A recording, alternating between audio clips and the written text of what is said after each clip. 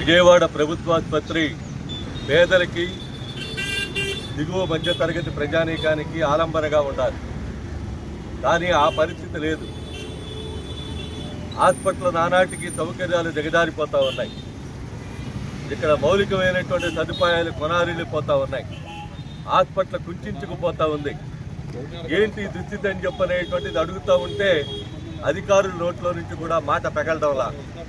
ప్రభుత్వం పీపీపీ మోడల్లో ఉంది తప్ప ప్రభుత్వ వైద్యశాలను బాగు చేయాలి, సౌకర్యాలు కల్పించాలి, పేదలకి అందుబాటులో వైద్యాన్ని తీసుకురావాలని చెప్పనేటువంటి ఆలోచన మాత్రం ప్రభుత్వం కల్పించుకోవడంలా, చేయడంలా దానికి భిన్నమైనటువంటి పద్ధతుల్లో ప్రభుత్వం ఆలోచిస్తూ ఉంది.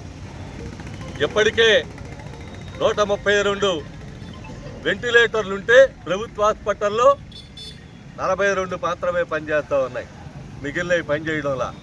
ఏంటి దుస్థితి అని అడుగుతున్నా ముఖ్యమంత్రి గారిని. నేను అందరికీ వైద్య సదుపాయం కల్పిస్తా, ఎవరికి చెప్పావు నువ్వు కల్పిస్తానని చెప్పి? ప్రైవేట్ హాస్పిటల్కి వైద్య సౌకర్యం కల్పిస్తా ఉన్నావు, ప్రైవేట్ హాస్పిటల్స్ని బాగు చేస్తా ఉన్నావు తప్ప ప్రభుత్వ వైద్యశాలను చెన్నచూపు చూస్తూ ఉన్నావు, సవత్తల్లి ప్రేమ చూపిస్తా ఉన్నావు.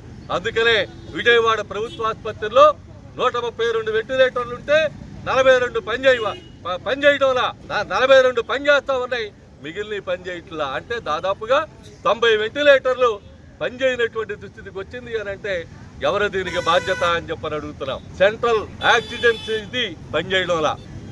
ఐసీయూల్లో ప్రభుత్వ వైద్యశాలలో ఉన్నటువంటి ఐసీయూల్లో దాదాపుగా ఏసీలు లేవు. ఏసీ లేకుండా ఐసీయూ అనాలా? ఏసీ లేకుండా ఉంటుందా ఐసీయూలో? ఏసీ లేకుండా ఐసీయూని ఏర్పాటు చేసినటువంటి ఘనత బహుశా 2 సంవత్సరాల్లో కూటమి ప్రభుత్వం వచ్చిన తర్వాత మీదే ముఖ్యమంత్రి గారని చెప్పని మేము అడగదలుచుకున్నాం.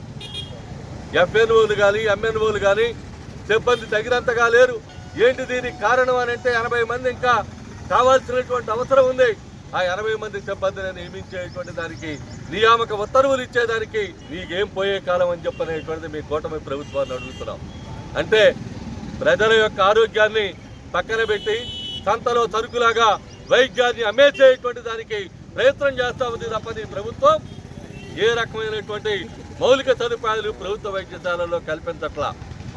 రాజధానికి కనువేటు దూరంలో, కోతవేటు దూరంలో, కనుచూపు దగ్గరలో ఉన్నటువంటి గవర్నమెంట్ హాస్పిటల్ దుస్థితి విజయవాడలోనే ఇట్లా ఉంటే ప్రాథమిక ఆరోగ్య కేంద్రాలు కానీ ఇతర పట్టణాల్లో ఉన్నటువంటి ప్రభుత్వ వైద్యశాలలు కానీ పరిస్థితి చూస్తే నానాటికి తీసుకట్టు నాగంబట్టులాగా ఉంది. అందుకని ప్రైవేటు వైద్యానికి తెరలేపి ఎర్ర తివాచీలు పరిచి వాళ్ళకు కూడా ఆరోగ్యశ్రీలు ఇచ్చేటువంటి పరిస్థితి లేదు.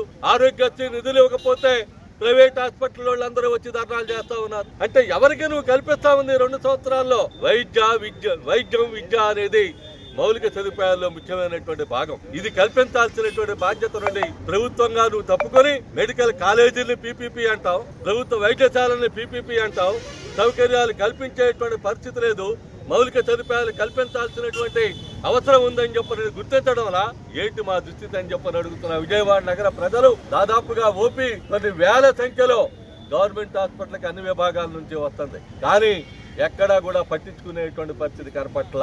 ఓపీ చూడటం తప్ప టెస్ట్లు కావాలంటే ప్రైవేట్ వాళ్ళ దగ్గరికి బండి, బయట తెచ్చుకోండి అని చెప్పని పరిస్థితికి వస్తే హార్ట్ అటాక్ వచ్చినోడు, లేదు ఇతర గుండె జబ్బులతో ఉన్నటువంటి వాళ్ళు, నరాల జబ్బులతో ఉన్నటువంటి వాళ్ళు, బ్రెయిన్ స్ట్రోక్ వచ్చినటువంటి వాళ్ళు ఐసీయూలో ఉండాలి అని అంటే ఏసీ లేకుండా ఐసీయూ పనిచేస్తుందా, ఉంటుందా అని చెప్పనేటువంటి అడుగుతున్నాం.